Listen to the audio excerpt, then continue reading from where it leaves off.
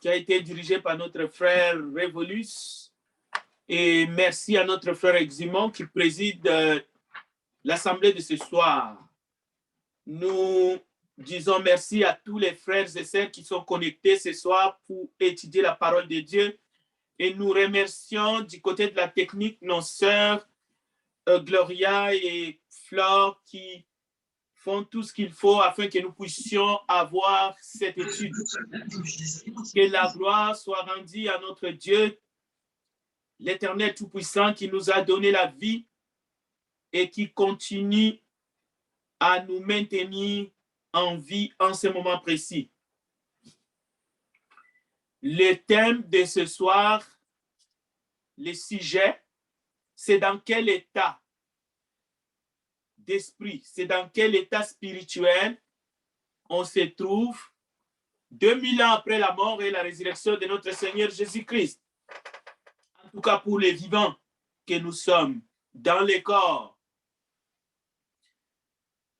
Les sous-titres que nous pouvons donner à notre étude de ce soir, c'est de l'incrédulité à la foi au Seigneur ressuscité. Alors, avant d'aller plus loin, nous allons accueillir notre frère Étienne Gariepi qui va nous lire 1 Corinthiens chapitre 2 à partir du verset 6 jusqu'au verset 16. 1 Corinthiens chapitre 2, verset 6 à 16. Merci beaucoup. Donc, nous allons commencer à lire 1 Corinthiens chapitre 2, versets 6 à 16. Cependant, c'est une sagesse que nous prêchons parmi les parfaits, sagesse qui n'est pas de ce siècle, ni des chefs de ce siècle qui vont être anéantis. Nous prêchons la sagesse de Dieu, mystérieuse et cachée, que Dieu, avant les siècles, avait destinée pour notre gloire. Sagesse qu'aucun des chefs de ce siècle n'a connue, car s'ils l'eussent connue, ils n'auraient pas crucifié le Seigneur de gloire. Mais, comme il est écrit, ce sont des choses que l'œil n'a point vues, que l'oreille n'a point entendues, et qui ne sont point montées au cœur de l'homme, des choses que Dieu a préparées pour ceux qui l'aiment. Dieu nous les a révélées par l'Esprit, car l'Esprit sonde tout, même les profondeurs de Dieu. Lequel des hommes, en effet, connaît les choses de l'homme, si ce n'est l'Esprit de l'homme qui est en lui? De même, personne ne connaît les choses de Dieu, si ce n'est l'Esprit de Dieu. Or, nous n'avons pas reçu l'Esprit du monde, mais l'Esprit qui vient de Dieu, afin que nous connaissions les choses que Dieu nous a données par sa grâce. Et nous en parlons, non avec des discours qu'enseigne la sagesse humaine, mais avec ceux qu'enseigne l'Esprit, employant un langage spirituel pour les choses spirituelles. Mais l'homme animal ne reçoit pas les choses de l'Esprit de Dieu, car elles sont une folie pour lui, et il ne peut les connaître, parce que c'est spirituellement qu'on en juge. L'homme spirituel, au contraire, juge de tout, et il n'est lui-même jugé par personne. Car qui a connu la pensée du Seigneur pour l'instruire? Or, nous avons la pensée du Christ. Merci, frère Étienne, que Dieu te bénisse richement, ainsi que toute ta maisonnée. Nous venons d'écouter la parole de Dieu, parole de vie. Que celui qui a des oreilles pour entendre, entende. Selon l'Apocalypse chapitre 22, verset 11, la parole déclare que celui qui est injuste soit encore injuste, que celui qui est souillé s'essuie encore, et que les justes pratiquent encore la justice, et que celui qui est saint se sanctifie encore.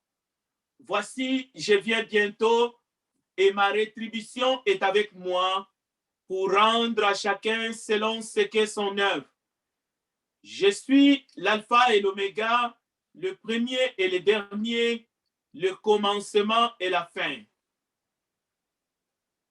Dans l'évangile de Marc, chapitre 16, nous pouvons voir comment est-ce que le Saint-Esprit raconte l'histoire de la résurrection de notre Seigneur Jésus-Christ d'entre les morts. Marie de Magdala, Marie mère de Jacques et Salomé achetèrent des aromates afin d'aller embaumer Jésus. Il s'agissait bien de son corps. Elles entrèrent dans les sépulcres, virent un jeune homme assis à droite, vêtu d'une robe blanche, et elles furent épouvantées.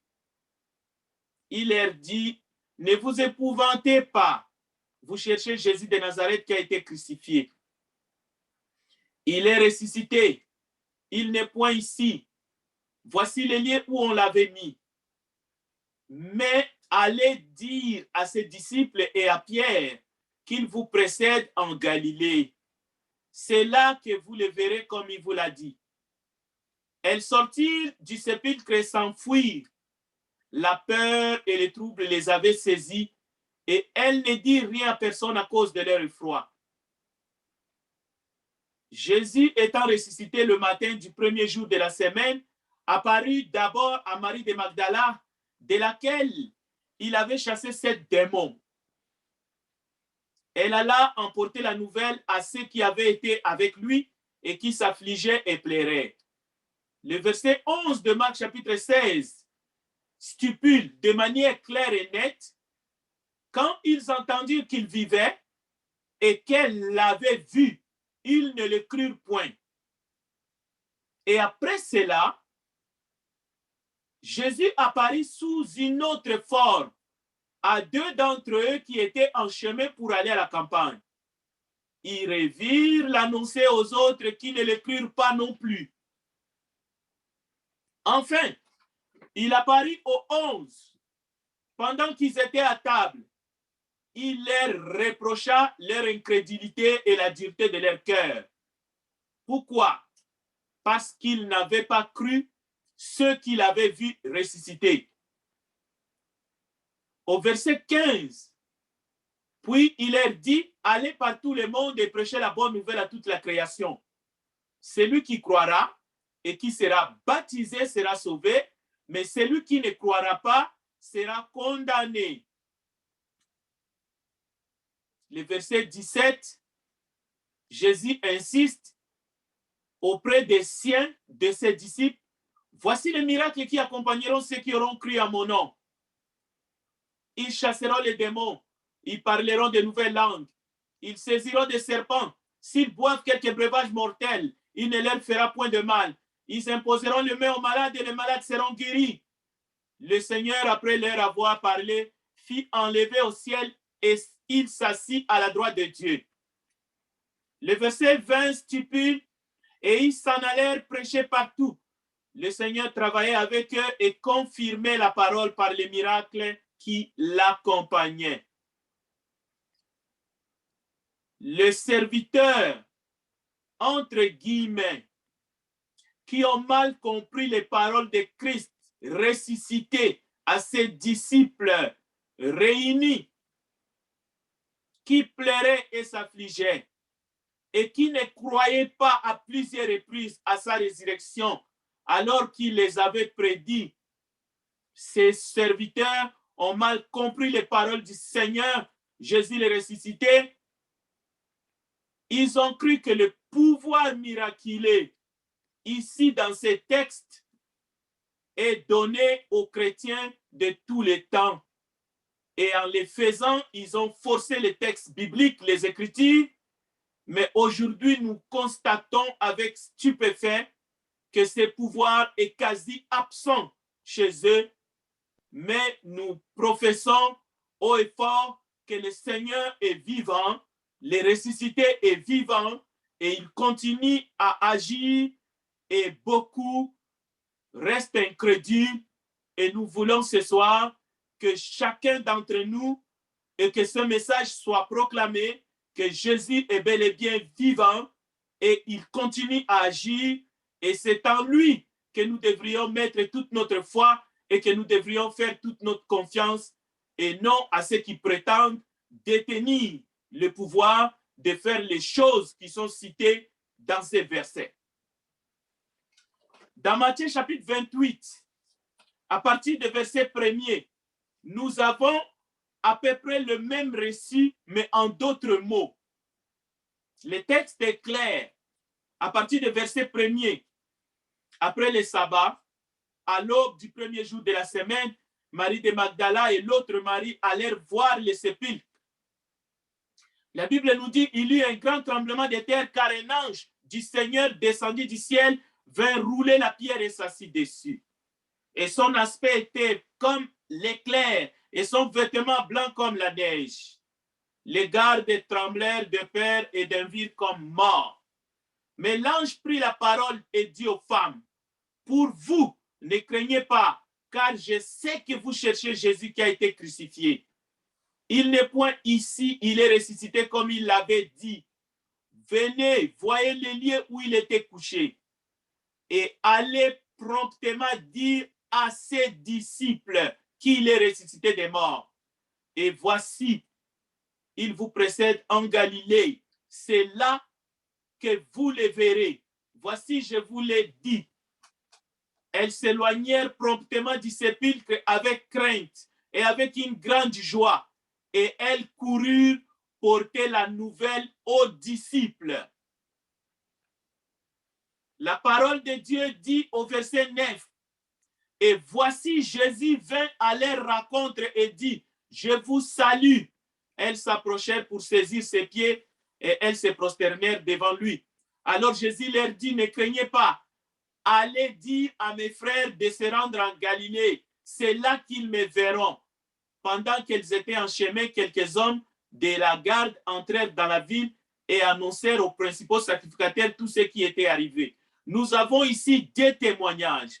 Le témoignage d'abord de l'ange et le témoignage de Jésus aux femmes pour qu'elles aillent dire aux disciples, on ne peut pas se tromper si on est de bonne foi. Et à partir de verset 16, les 11 disciples allèrent en Galilée sur la montagne que Jésus leur avait désignée. Quand ils les virent, ils se prosternèrent devant lui. Mais écoutez, mais quelques-uns eurent des doutes. Jésus s'étant approché, leur parla ainsi. Tout pouvoir m'a été donné dans les ciels et sur la terre. Allez, faites de toutes les nations des disciples, les baptisant au nom du Père, du Fils et du Saint-Esprit, et enseignez-leur à observer tout ce que je vous ai prescrit. Et voici, je suis avec vous tous les jours jusqu'à la fin du monde. Pour la énième fois, nous voyons que parmi les disciples de Jésus, alors que celui-ci est ressuscité, ils eurent des doutes dans leur cœur. Ils étaient incrédules pour croire ce que Jésus les avait dit quelque temps auparavant. Et Jésus dit à ses disciples, voici, je suis avec vous tous les jours jusqu'à la fin du monde. Allez, faites de toutes les nations des disciples. Bien sûr, pour beaucoup d'entre nous, pour beaucoup d'entre les gens du monde, le Seigneur Jésus-Christ, compte tenu de la situation qui se passe dans ce monde, il n'est pas ressuscité. Voilà les discours qui circulent sous le manteau. On a volé son corps, comme nous venons de le découvrir dans les Écritures par ses disciples, les Galiléens. Mais nous voulons affirmer ce soir que la Bible n'est pas un recueil de fables, mais c'est la parole de Dieu qui bouscule les idées reçues. À mesure qu'on prend cette parole au sérieux, la Bible ne nous dit pas que les choses sont telles qu'elles sont parce qu'elles paraissent. La Bible n'enseigne pas les apparences, mais la Bible essaye de nous convaincre. Le Saint-Esprit essaie de nous convaincre que le Seigneur est bel et bien ressuscité. La Bible nous dit c'est que les choses sont réellement sur le plan spirituel.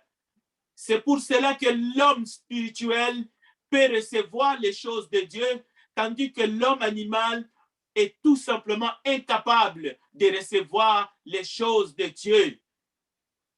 1 Jean chapitre 2, verset 16 à 17 nous met en garde, parce qu'étant dans ces corps, il y a ce que la Bible appelle la convoitise de la chair, la convoitise des yeux et l'orgueil de la vie. Ces choses ne viennent point du Père, mais viennent du monde. Mais le monde passe et sa convoitise, mais celui qui fait la volonté de Dieu demeure éternellement. Qu'est-ce que cela veut dire? Nous pouvons soit marcher en prenant en compte la parole de Dieu telle qu'elle est, la vérité et la vie, où nous pouvons vivre avec des idées conçues, des idées qui nous sont transmises par le monde. Et la sagesse de ce monde ne vient pas de Dieu, mais vient de ce monde. Et nous savons que le monde est sous l'influence ou sous l'emprise du malin. Et le diable est le père du mensonge. C'est lui qui séduit le monde avec ses agents.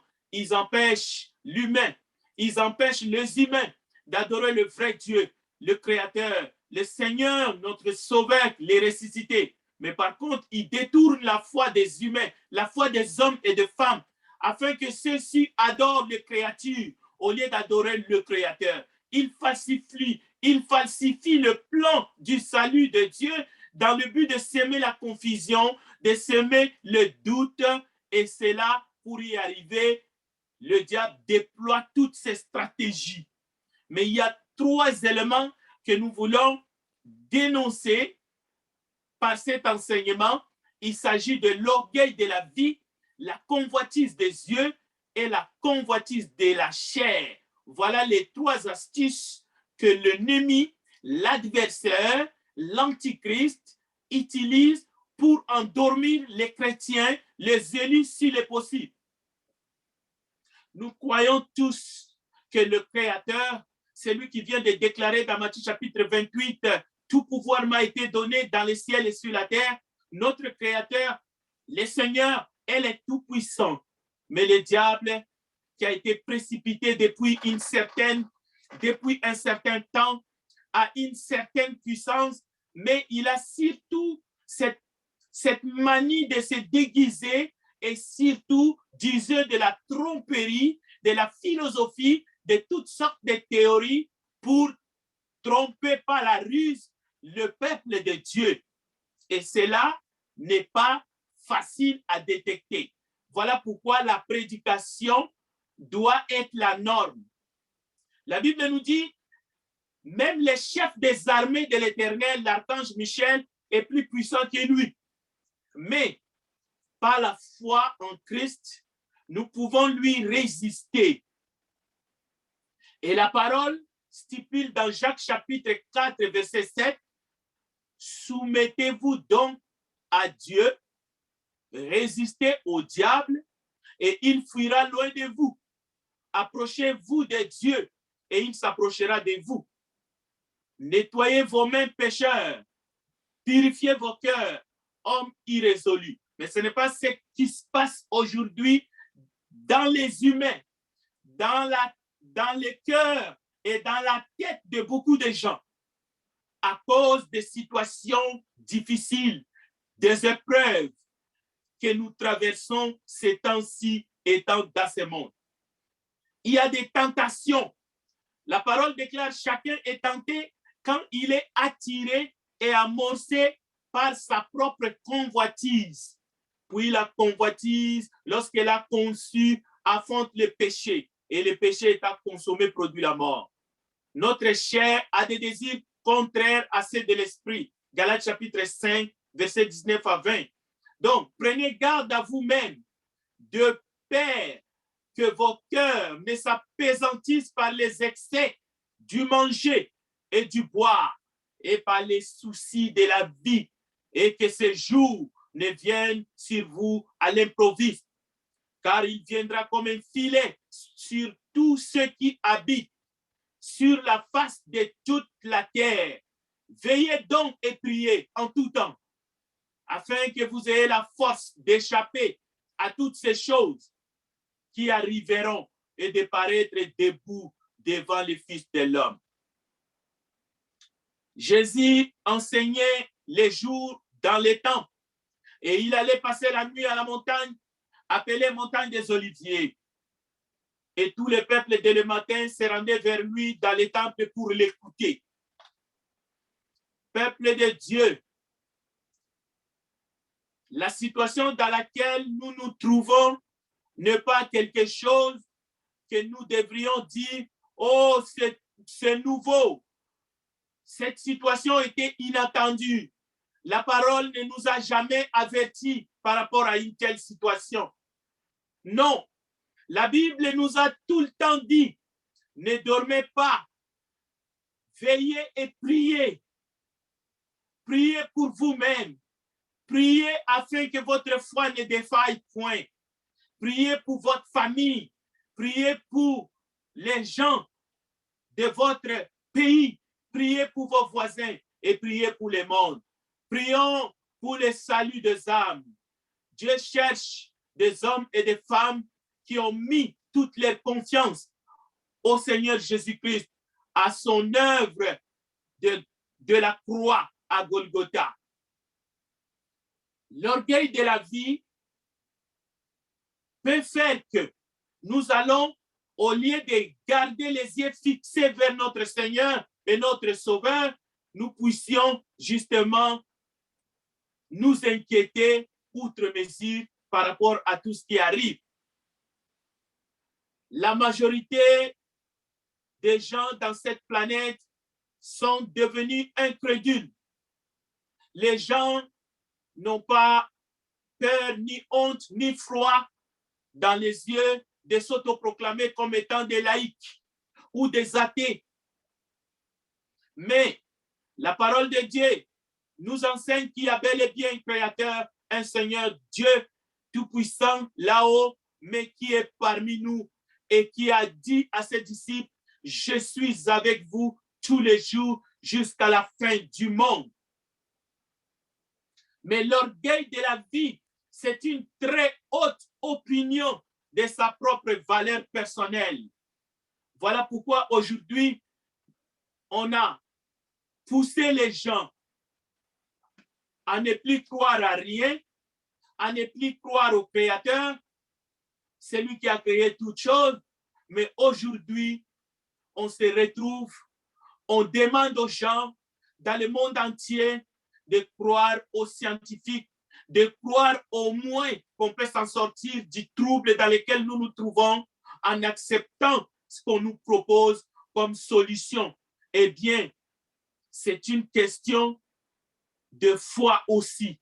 C'est une question de foi, mais c'est une question de discernement. Le roi Nebuchadnezzar est un exemple dans Daniel chapitre 4, versets 27 à 28. Lui qui avait une très haute opinion de soi-même, lui qui était tombé dans l'orgueil de la vie, qui lui a poussé jusqu'à douter du Créateur, mais il est revenu à la raison. Alors, nous ne devrions pas avoir ces comportements qui blessent le cœur de Dieu. La Bible nous dit, Dieu résiste aux orgueilleux. Dieu résiste aux incrédules. Parce que l'incrédulité est l'équivalent de la sorcellerie. Et si Dieu nous résiste, qui sera pour nous? C'est pour cela que nous encourageons ce soir chaque homme créé à l'image de Dieu de réfléchir deux fois. Où est-ce que nous mettons véritablement notre confiance? Si nous mettons notre confiance qu'aux hommes, si nous mettons toute notre foi à ce que l'homme est capable de faire, mais si nous oublions celui qui nous a créés à son image et à sa ressemblance, sachez que nous courons à notre Père.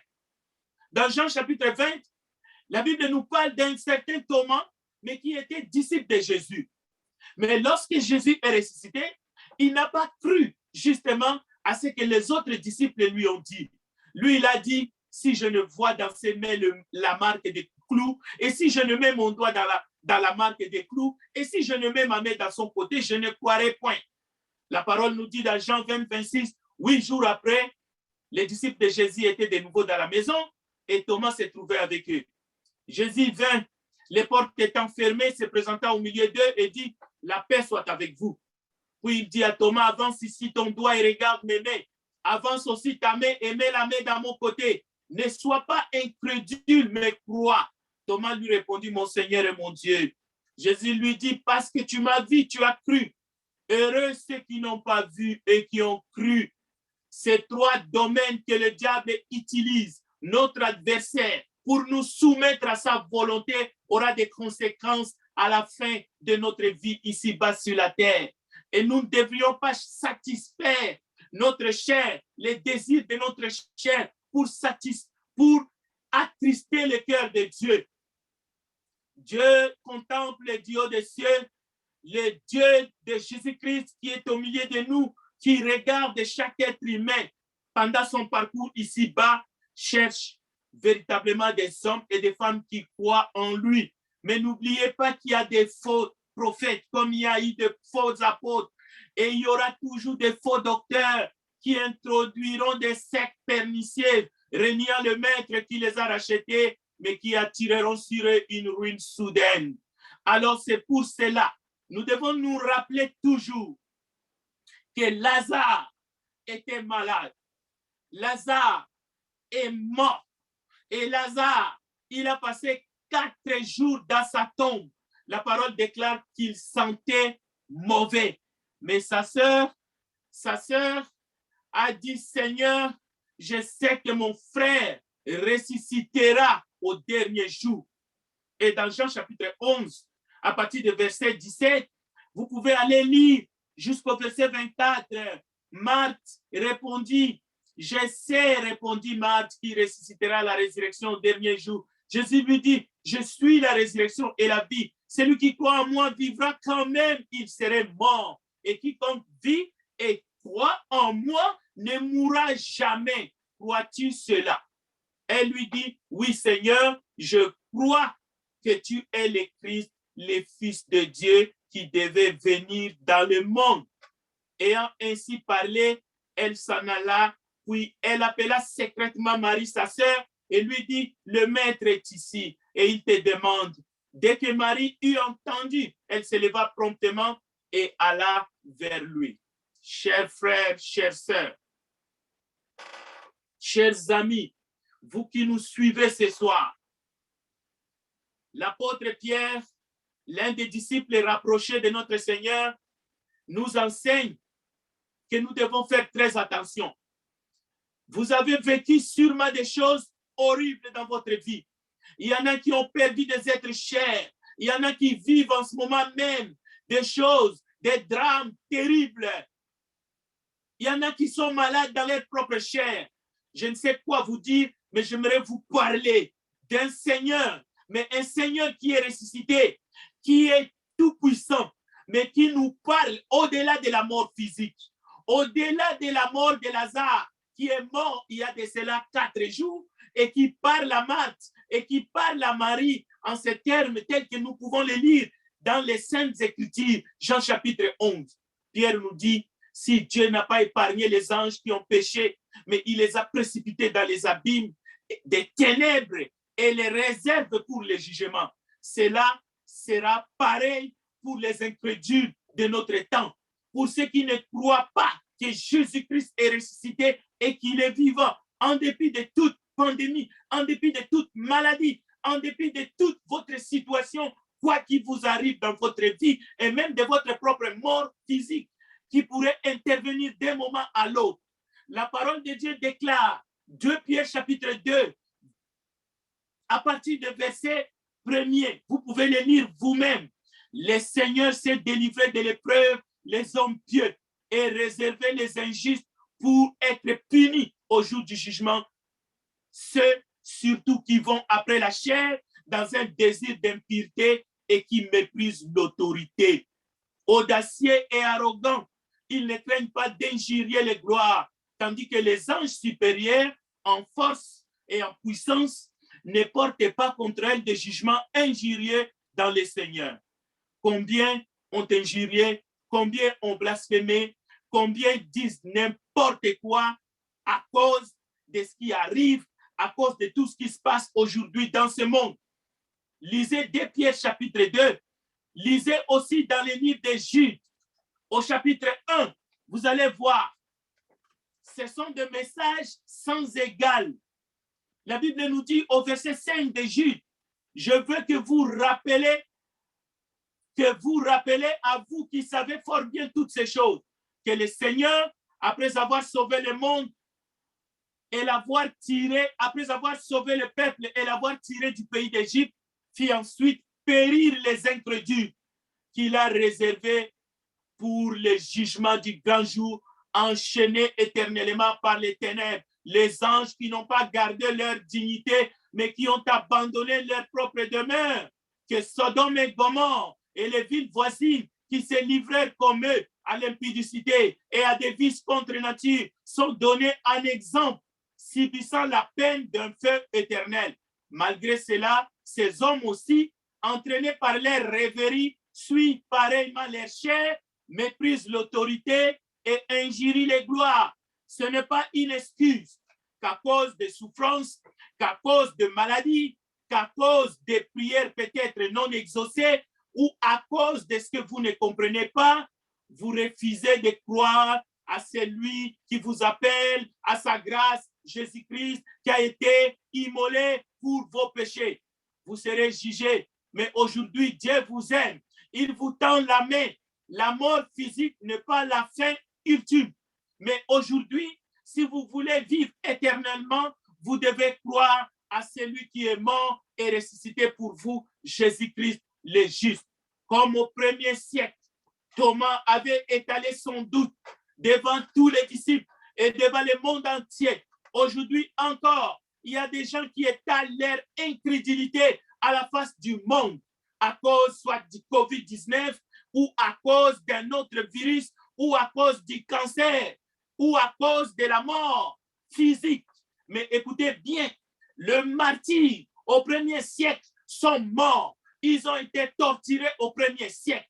La Bible nous dit dans Apocalypse chapitre 12, à partir du verset 11, ils l'ont vaincu à cause du sang de l'agneau et à cause de la parole de leur témoignage. Et ils n'ont pas aimé leur propre vie jusqu'à craindre la mort.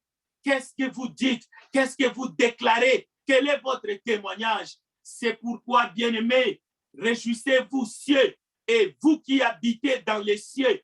Donc, croyez à la parole prophétique de Jésus-Christ et à son œuvre sur la croix de Golgotha. Même en mourant, confessez que c'est par Jésus-Christ, c'est par ses meurtrissures que nous sommes guéris. C'est alors que vous verrez sa gloire éternelle. L'incrédulité, c'est la sorcellerie. Ne dites jamais, je ne crois pas à ceci ou je ne crois pas à cela. Tout ce qui arrive, c'est pour un but. C'est pour que vous puissiez douter. C'est pour que vous puissiez renier le Fils de Dieu qui a été crucifié à la croix pour vos péchés. La Bible déclare dans Romains chapitre 8, verset 28, nous savons du reste, bien-aimés, que toute chose concourt au bien de ceux qui aiment Dieu et de ceux qui sont appelés selon son dessein. Que dirais-je encore, frères et sœurs? Que pourrais-je ajouter encore? Si ce n'est de conclure cette étude ce soir en vous lisant les textes dans Ésaïe chapitre 53 comme conclusion, je vous invite de tourner les pages de votre Bible et d'écouter ces paroles prophétiques dans Ésaïe chapitre 53. C'est la conclusion de cette étude de ce soir. Écoutez bien la parole de Dieu, bien-aimés dans le Seigneur. Qui a cru à ce qui nous était annoncé? Qui a reconnu le bras de l'Éternel? Il s'est élevé devant lui comme une faible plante, comme un rejeton qui sort d'une terre desséchée. Il n'avait ni beauté, ni éclat pour attirer nos regards. Et son aspect n'avait rien pour nous plaire. Méprisé, abandonné des hommes, homme de douleur et habitué à la souffrance, semblable à celui dont on détourne le visage. Nous l'avons dédaigné. Nous n'avons fait de lui aucun cas. Cependant, ce sont nos souffrances qu'il a portées. C'est de nos douleurs qu'il s'est chargé. Et nous l'avons considéré comme puni, frappé de Dieu et humilié. Mais il était blessé pour nos péchés, brisé pour nos iniquités. Le châtiment qui nous donne la paix est tombé sur lui. Et c'est par ces meurtrissures que nous sommes guéris. Chers amis, chers auditeurs, chères auditrices, la parole de Dieu a retenti ce soir dans votre cœur. Donnez-vous vous-même à Dieu. Dieu vous aime. C'est la preuve. C'est pour cela qu'il a donné son Fils unique, afin que quiconque croit en lui ne périsse point, mais qu'il ait la vie éternelle. Ce soir, le salut est arrivé à la porte de votre cœur. Que Dieu bénisse sa parole. Je remets le micro à notre bien-aimé Eximon pour la suite, pour voir si nous avons le temps et si vous pouvez intervenir avec quelques questions. Que Dieu bénisse sa parole. Amen. Amen.